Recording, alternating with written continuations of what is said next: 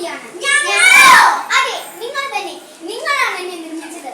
എളുപ്പത്തിൽ ഉണ്ടാക്കാമെന്ന് കരുതി നിങ്ങൾ എന്നെ അശ്രദ്ധയോടെ പെരുമാറി. ഉപയോഗം കഴിഞ്ഞ് എന്നെ വലിച്ചെറിഞ്ഞു. അവിടെ നിന്നാണ് ഇത്രയും പ്രശ്നങ്ങൾ ഉണ്ടായത്. മറ്റുള്ളവരിൽ പഴിചാരുകയാണ് നീ. പഴിചാരുകയാണത്രേ. എന്നിൽ നിന്നും വരുന്ന പുക കാരണമാണെന്ന് പറഞ്ഞില്ലേ? എങ്ങനെയാണ് ആ പുക ഉണ്ടായത്? അത് പിന്നെ ഞാൻ തന്നെ പറയാം. സാധാരണ ചപ്പുചവറുകൾ കത്തിക്കുന്നത് പോലെ എന്നെ കത്തിച്ചത് കൊണ്ടല്ലേ? നിങ്ങളാണ് അതിന് ഉത്തരവാദി. ഞാൻ കാരണം കുറെ മിണ്ടാപ്രാണികൾ മരിക്കുന്നു.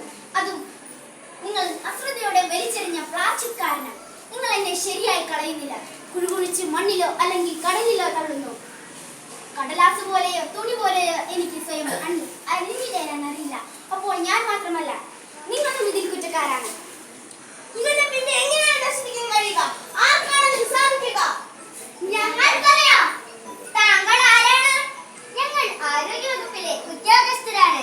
ഇവരെ ശരിയായ രീതിയിൽ ഉപയോഗിച്ചാൽ അധികം പ്രശ്നമില്ലാതെ നമുക്ക് പോകാം. പരമാവധി നമ്മൾ ഇവന്റെ ഉപയോഗം കുറയ്ക്കണം. കടയിലോ മറ്റോ പോയാൽ സ്വന്തമായി തുണിസഞ്ചിയുമായി പോകുക. കുപ്പികളും ചോറുപാത്രങ്ങളുമല്ല സ്റ്റീൽ പോലുള്ള അയക്കുക. നിങ്ങൾ വലിച്ചെറിയുന്ന 1 രൂപയുടെ മിഠായി കവർ പോലും ശരിയായി നശിപ്പിക്കണം. എങ്ങനെ? അതിനെ മാലിന്യങ്ങൾ കൃത്യമായി സംസ്കരിക്കണം. അവയെ ജൈവ മാലിന്യം, അജൈവ മാലിന്യം എന്നിങ്ങനെ നമുക്ക് തരംതിരിക്കാം. ജൈവ മാലിന്യങ്ങൾ മണ്ണിൽ അലിഞ്ഞു ചേരുന്നവയാണ്. അവയെ കൃത്യമായി നാം സംസ്കരിക്കേണ്ടതുണ്ട്.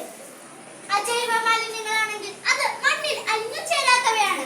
ഈ വിഭാഗത്തിൽപ്പെടുന്നവയാണ് പ്ലാസ്റ്റിക്കുകൾ. ഭക്ഷണം കഴിഞ്ഞ പേനകളും കുപ്പികളും നിങ്ങൾ വലിച്ചെറിയാറില്ലേ? അത് ഒഴിവാക്കുക. അത് എന്തു ചെയ്യുമെന്നോ? നല്ല കാര്യമായി. ഒന്നുകിൽ അവ ഉപയോഗിക്കാതിരിക്കുക, അല്ലെങ്കിൽ നിങ്ങൾ അവ വീടുകളിൽ ശേഖരിച്ചു വയ്ക്കുക. എന്നിട്ട് മാസത്തിലൊരിക്കൽ വരുന്ന സർക്കാരിന്റെ ഹരിതകർമ്മസേനയ്ക്ക് കൈമാറും.